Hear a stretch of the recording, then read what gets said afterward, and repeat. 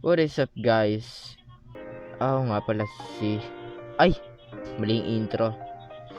Tagal ko na kasi di nag-upload. Ang ibig kong sabihin ay... Kumusta mga kaibigan? Ako nga pala si Cydric at tayo nga po na naman ay nagbabalik para maglaro ng isang Roblox games dito sa Roblox. Siyempre, Roblox nga eh. So, ang lalaroin natin sa Roblox video na to ay Anime Fantasy Go. So, kung hindi nyo pa nga po alam, merong isang game na naman na papalabas which is called Anime Vanguards. Siya yung parang upgraded versions daw ng Anime Adventure kasi nga ang Anime Adventure ay na-delete. Opo. So, sa mga nakakaalala, ang Anime Adventure nga ay isang tower defense game na about anime. At meron din silang pulse and gems. So, ito yung pinaka I would say pinaka similar na itsura ng Anime Adventure as of now na game. Pero ang nilalaro talaga ng mga tao ngayon is Anime Fantasy. So, ano nga ba meron sa game na to? Syempre, same mechanics as always. Magpupul kayo ng units and ayun, pupunta kayo teleport, story, raids, evolution. Pero sa tingin ko hindi pa gumagana dito yung mga ibang since kaka-release lang niya. Like this one, quest, hindi rin siya gumagana. Pero itong event, gumagana to siguro. At meron din silang trading system na hindi pa gumagana kasi wala pa namang update na nagaganap since kaka-release nga lang din. Pero pakiramdam ko mapapalitan din to agad ng Anime Vanguard. So, ito lang yung gems na nakuha ko kasi nga may mga bug pa yung game. Kaya hindi ko ma-redeem yung ibang code niya. Parang sinasabi nila invalid kahit hindi naman. Pero okay lang yun. Spin na natin to. Baka makuha pa tayo Broly.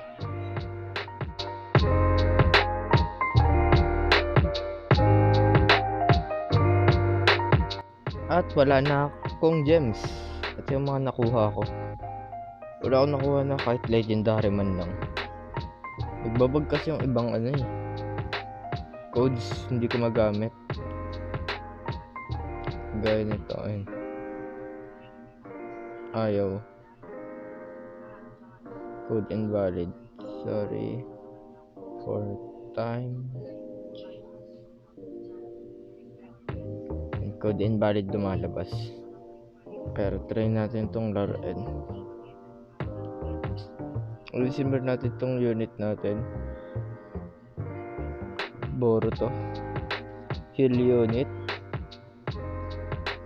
Okay. Pwede na siguro. Let's go.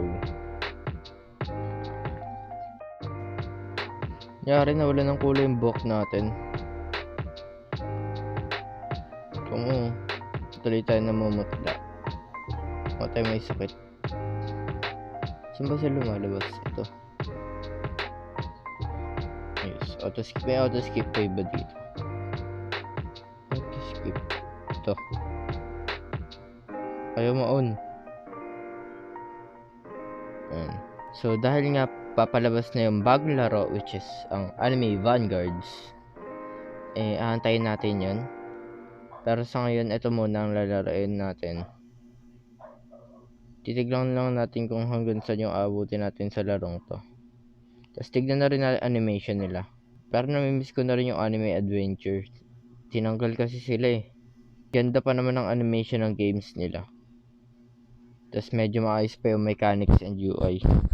Sana naman hindi tayo ma-disappoint ng Anime Vanguards. At saka meron din palang game. Sila Vanilla and Moz. Yung Anime Reborn ba yun? O tama, Anime Reborn. Rin siya, Anime Tower Defense din siya.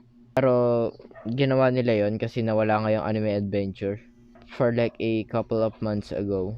Pero hindi pa rin nare-release ngayon. Ongoing pa rin ata na ginagawa nila. Kaya wala masyadong upload sila Vanilla. Kaya na pala nila eh. Ito na lang mga loop ilalagay ko dito. Para hindi tayo maubos.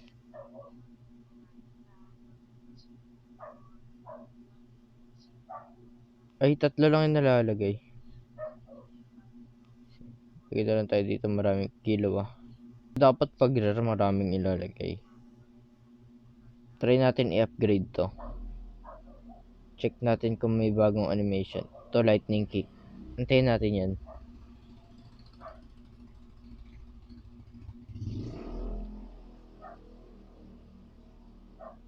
To lightning kick. Sumisipa siya with thunderbolts. Pero namumutla talaga tayo. Yung buhok natin naging Itong si Boruto naman ang i-check natin. Yung shuriken niya. Ang max niya, damage niya ay 757. Tapos yung cooldown niya is 3.3. Ang ganda. Malaki rin yung range niya. Kaya sakop yung kapag may paikot dito. Ang max damage niya ay 1,000. Tapos 4 yung pwedeng ilagay. Okay, maganda. I think pwede na tayong i-carry nito hanggang sa hanggang sa tapos na itong lugar nila sa Namek. Si Zarbit